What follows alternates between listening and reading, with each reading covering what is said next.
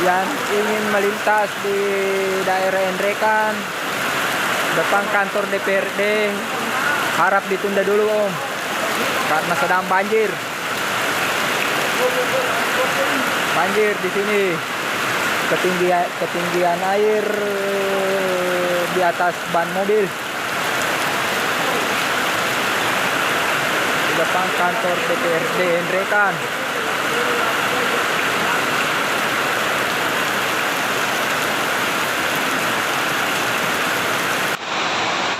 Longsor kasihan bolak, tolong cinde.